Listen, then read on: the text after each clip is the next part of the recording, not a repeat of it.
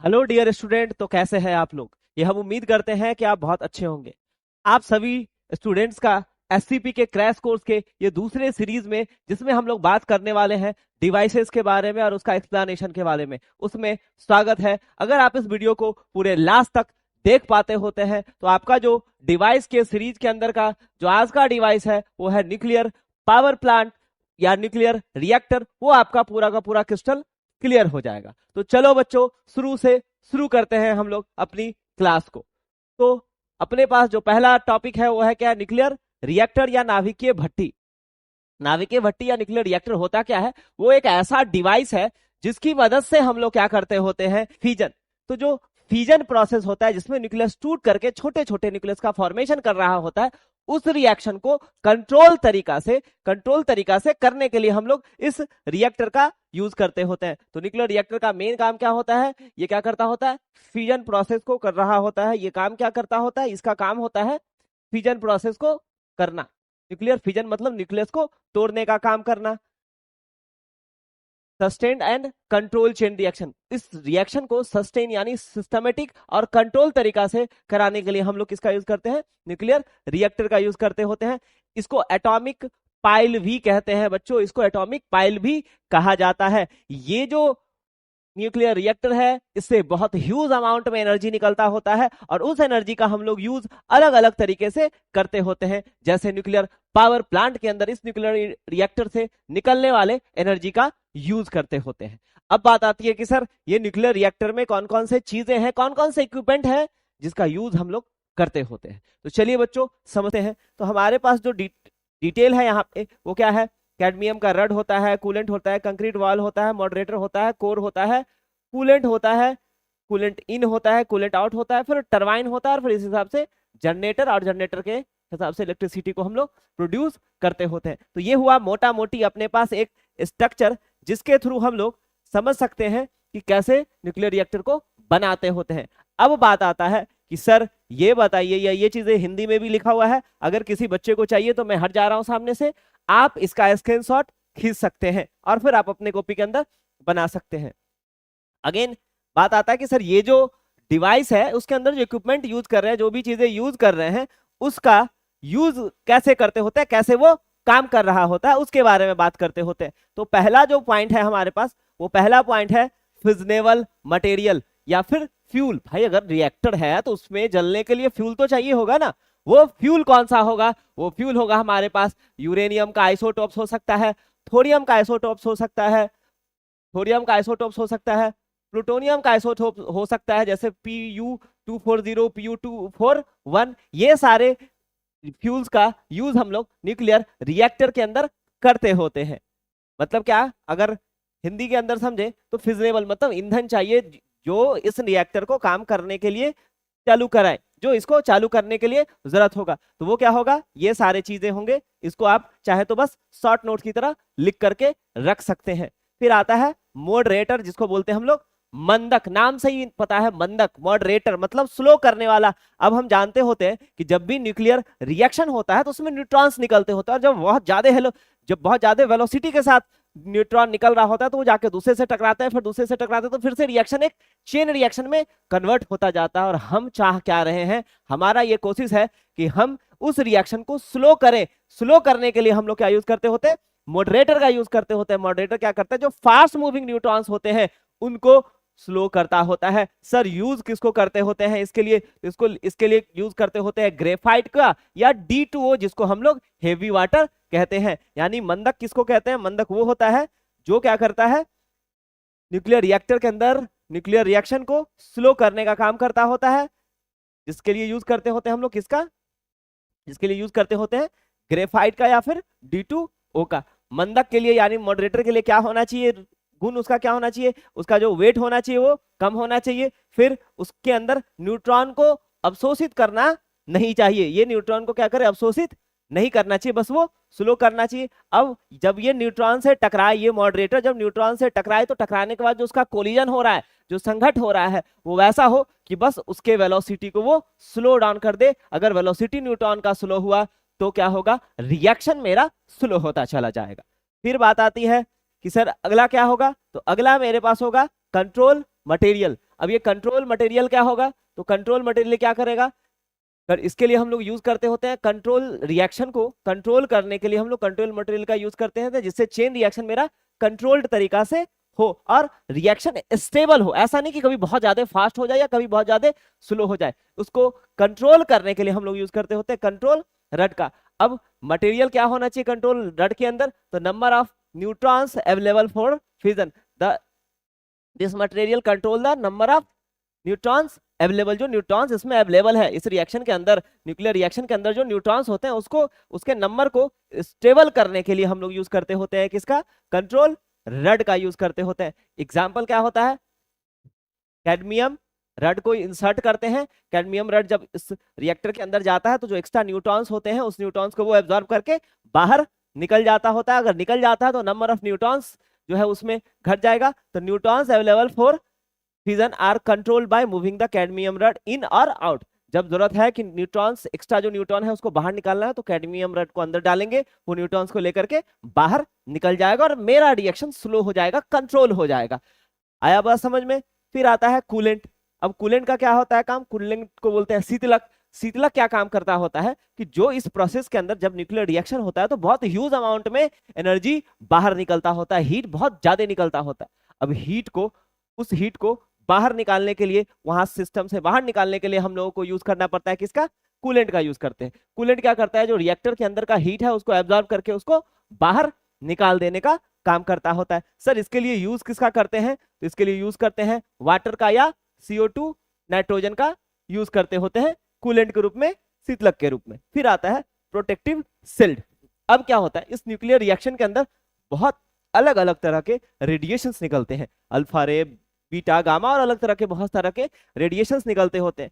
अब उस रेडिएशन से जो हमारे उस आसपास के लोग हैं या वहां का जो वातावरण है, वहां में जो जीव जंतु हैं, उनको उस रेडिएशन से बचाने के लिए हम लोग कंक्रीट के दीवार बनाते होते, कंक्रीट का वाल बनाते होते हैं जो प्रोटेक्ट करता होता है इन्वायरमेंट से और उस रिएक्टर से, मतलब रिएक्टर से आदमी को बचाता होता है। इसलिए यूज करते होते हैं हम लोग प्रोटेक्टिव शील्ड, जिसको बोलते हैं हम लोग परीक्षण वाल। अब ये परीक्षण आवरण या परिरक्षण वाल क्या काम करता होता है कि जो उसके आसपास जो लोग काम कर रहे हैं उनको इस रेडिएशन से बचाने का काम कर रहा होता है। तो आई होप सो कि बच्चे आप इस चीज को मेरे बताए हुए मेथड से समझ गए होंगे, लेकिन हमारा ये मकसद रहता है कि आपको सिर्फ साइंस समझाया नहीं जाए, साइंस के प्रोसेस को दिखाया भी जाए। तो अब बात आती है कि अगर इस न्यूक्लियर रिएक्टर के वर्किंग को शुरू से देखें तो किस तरह से दिखता होता है, तो अपने को अगर हम यहाँ पे ध्यान से देखा जाए तो ध्यान से देखने पे आपको पता क्या चलेगा कि ये जो न्यूक्लियर रिएक्टर है वो काम कैसे करता होता है। तो यहाँ देखिए ये एक प्रोटोटाइप है, प्रोटोटाइप मतलब इस तरह से न्यूक्लियर रिएक्टर वर्क कर रहा होता है। ये है न्यूक्लियर रिएक्टर, ये पूरा का पूरा अरेंजमेंट है, यहाँ पे टरबाइन है, इसके अंदर फ्यूल बर्न होता है। पहले क्या करते थे, पहले हम लोग कोयला का यूज करते थे स्टीम इंजन में या अलग अलग जगह पे जहाँ पे हम लोग को उष्मा चाहिए होता था वहां पे हम लोग कोयला का यूज करते होते थे। लेकिन कोयला के साथ है क्या कि बहुत ज्यादा उपलब्ध नहीं है पृथ्वी पर, बहुत बहुत प्रचुर मात्रा में उपलब्ध नहीं है, कुछ टाइम के बाद वो खत्म हो जाएगा। इसलिए अब के टाइम में हम लोग क्या करते होते हैं, उसको रिप्लेस कर देते हैं किससे, न्यूक्लियर रिएक्टर से, न्यूक्लियर फ्यूल से। अब ये काम कैसे करता है इसको समझिए। ये हम फ्यूल एलिमेंट के बारे में बात कर रहे हैं, मॉडरेटर के बारे में, कंट्रोलर के बारे में, सारा कुछ हम बताए हैं, बस यहाँ पे एक एक करके समझेंगे।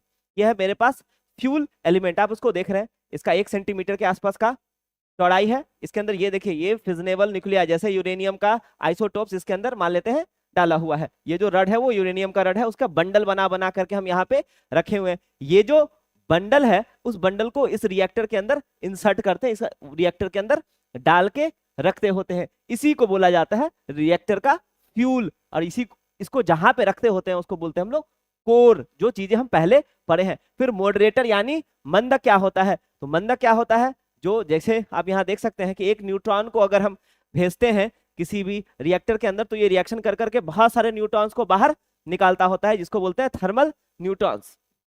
अब मान लीजिए हम इसको एनर्जी दिए, ये न्यूट्रॉन्स गया और जाकर के एक यूरेनियम से टकराया, टकराने के बाद 3 न्यूट्रॉन बनाया, मतलब एक न्यूट्रॉन गया और कितने न्यूट्रॉन का फॉर्मेशन किया, 3 न्यूट्रॉन का फॉर्मेशन किया। अगर ये 3 न्यूट्रॉन, अब ये 3 न्यूट्रॉन जो है फिर जाके अगले यूरेनियम से टकराएगा तो सोचिए फिर और ज्यादा न्यूट्रॉन का फॉर्मेशन होगा। तो तो ये प्रोसेस देखिए, अब ये जो 3 न्यूट्रॉन है वो जाकर के मतलब अगले यूरेनियम से टकराया तो और ज्यादा न्यूट्रॉन का फॉर्मेशन हुआ। अब ये सारे न्यूट्रॉन फिर से टकराएंगे, तो जैसे एमएलएम में, एमएलएम मतलब एक को हम जोड़ते हैं बाकी तुम जोड़ते जाओ, ये जो तरीका चलते रहता है, न्यूक्लियर रिएक्शन ऐसे ही काम करने लगता है कि एक न्यूट्रॉन निकला, दूसरे न्यूट्रॉन को निकाल रहा है, तीसरे न्यूट्रॉन को निकाल रहा है। अब हमको इस प्रोसेस को स्लो करना है, क्योंकि अगर हम न्यूट्रॉन को स्लो नहीं करेंगे तो लगातार रिएक्शन होता जाएगा। अगर लगातार रिएक्शन होता जाएगा तो एनर्जी बहुत ज्यादा निकलेगा, और उतना ज्यादा एनर्जी निकलेगा कि हमको उसका यूज नहीं हो पाएगा, और वो सारा वेस्ट हो जाएगा, और हो सकता है कि हमारे चारों तरफ का जो वातावरण है उसको भी वो प्रभावित करे, इफेक्ट करे। तो इसके लिए हम लोग क्या करते होते हैं, ऑर्डिनरी वाटर या D2O का यूज करते होते हैं। अब देखिए, जब ये न्यूट्रॉन जा रहा है उसके बीच में अगर हम D2O डाल दिए तो उसके रास्ते में पड़ने के कारण क्या हो जा रहा है, वो स्लो डाउन हो रहा है। फिर से देखिए इसको, ये जो न्यूट्रॉन है वो न्यूट्रॉन जब जाएगा बाहर, अगर पानी डाल दिए, मतलब क्या, मॉडरेटर मंदक डाले, तो अब ये D2O से टकराएगा या H2O से टकराएगा, तो टकराने के बाद क्या होगा, स्लो डाउन होगा। स्लो डाउन होगा तो मेरा जो प्रोसेस है वो क्या होगा, स्लो होगा, और हम उस प्रोसेस को, न्यूक्लियर रिएक्शन को कंट्रोल कर पाएंगे।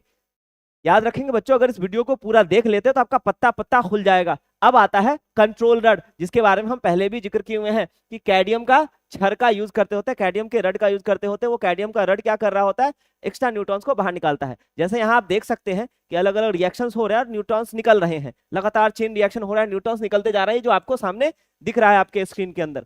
अब हम लोग को क्या करना है कि अगर इसके अंदर जरूरत के हिसाब से कैडमियम के रड को इंसर्ट करते हैं, इसको बीच में डालते होते हैं, तो जो एक्स्ट्रा न्यूट्रॉन्स है जो हमारे काम का नहीं है भाई, हमको अपने रिएक्शन को कंट्रोल करना है, उसको कंट्रोल करने के लिए जैसे हम इसको इंसर्ट करें, आप देखिए वो सारे एक्स्ट्रा न्यूट्रॉन्स को अट्रैक्ट करके बाहर निकाल दिया, बाहर निकाल दिया, न्यूट्रॉन घटा, हमारा रिएक्शन स्लो हुआ। यही तो चाहिए रहे थे हम, हमारा मकसद भी तो था ना कि हम कंट्रोल कर पाए रिएक्शन को। बोरोन या कैडमियम के छड़ को, रड को डालते होते हैं, जो क्या करता है, हमारे रिएक्शन को स्लो डाउन करता होता है, और स्लो डाउन करेगा तो हम कंट्रोल कर पाएंगे। जैसे ही हमको लगा कि अब रिएक्शन को स्लो करना है, कैडमियम छड़ को इंसर्ट किए, फिर बाहर निकाले, फिर लगा कि नहीं अब कंट्रोल करना है, फिर डाले, फिर बाहर निकाले, जब जरूरत नहीं है आप इंसर्ट नहीं करें। ये काम हुआ कंट्रोल रड का। अब इस प्रोसेस के अंदर जब न्यूक्लियर रिएक्शन हो रहा होता है तो बहुत ज्यादा ह्यूज अमाउंट में क्या निकलता होता है, निकलता होता है एनर्जी। अब इस एनर्जी को बाहर, इस हीट को बाहर निकालने के लिए हम लोग यूज करते होते हैं कूलेंट का, कूलेंट के रूप में पानी का यूज करते हैं। पानी को पंप करते हैं इस रिएक्टर के अंदर, वो पानी क्या करता है, स्टीम के रूप में कन्वर्ट हो जाता है। क्यों, क्योंकि यहाँ पे जो हीट निकल रहा है उस हीट को ये स्टीम के रूप में कन्वर्ट होकर के टरबाइन पे पहुंचाता है, टरबाइन से पहुंचा जनरेटर पे, या जनरेटर पे पहुंचा तो इलेक्ट्रिसिटी डेवलप हो जाएगा। तो ये हुआ पूरे न्यूक्लियर रिएक्टर का पूरा तरीका कि क्या काम कैसे कर रहा होता है। ये साइकिल लगातार रिपीट होते होता है, और हमारे पास इस स्टीम को जब टरबाइन पे घुमाते हैं, इसका ये घूमता है, इसका व्हील घुमा, व्हील घूमने के बाद शाफ्ट घुमा, शाफ्ट घूमने के बाद यहाँ जनरेटर घुमा, जनरेटर घुमा, तो इलेक्ट्रोमैग्नेटिक इंडक्शन के प्रोसेस के हिसाब से इलेक्ट्रिसिटी डेवलप होता है, उसमें हम जा नहीं रहे। हमारा मकसद ये है कि स्टीम को किसी भी तरीका से बुद्धि लगा करके टरबाइन पे पहुंचा दे, इलेक्ट्रिसिटी को जनरेट कर दे। तो आपको शायद बच्चे ये समझ में आ गया होगा कि जो हम बात कर रहे थे, किसकी हम बात कर रहे थे, न्यूक्लियर रिएक्टर की। जो टॉपिक बाय टॉपिक चीजों को समझाएं उसको हम दिखाएं भी। अब लास्ट टॉपिक रहता है हमारे पास इसमें कि सर इसका यूज कहाँ होता है। तो यूज आप देख सकते हैं इलेक्ट्रिक पावर जनरेशन में होता है, इसके बाद रेडियो एक्टिव आइसोटोप्स का यूज करते होते हैं मेडिकल साइंस के अंदर, एग्रीकल्चर के अंदर, इंडस्ट्री के अंदर करते होते हैं। PU 73 को यूज करते होते हैं एटम बम बनाने के लिए।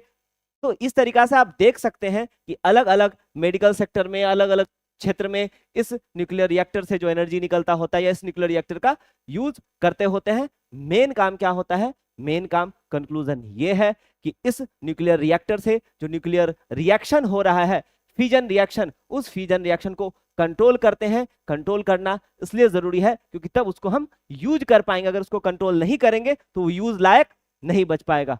अगर बच्चों आपको लगा कि ये वीडियो आपके बहुत काम का है तो इस वीडियो को आप लाइक जरूर करिए, अपने दोस्तों तक शेयर जरूर करिए, और हाँ, ऐसे ही वीडियो का अपडेट लेटेस्ट पाने के लिए इस चैनल को सब्सक्राइब जरूर कर लीजिए। इसी तरह का आपके पास और बहुत सारे वीडियो लेकर के हम आते रहेंगे, और हम ये उम्मीद करते हैं कि आप कमेंट सेक्शन में जरूर लिखेंगे कि सर मजा आ गया, पूरा दूध का दूध और पानी का पानी क्लियर हो गया। किसका, न्यूक्लियर रिएक्टर का। क्योंकि तभी मजा आएगा जब आप कमेंट करेंगे और आप दिखाएंगे कि हाँ हम सीख पा रहे हैं, तब और ज्यादा कंटेंट को और ज्यादा बेहतर तरीका से और ज्यादा एक्सपर्टीज के साथ प्रस्तुत करेंगे हम आने वाले टाइम में। तो मिलते हैं बच्चों नेक्स्ट वीडियो में।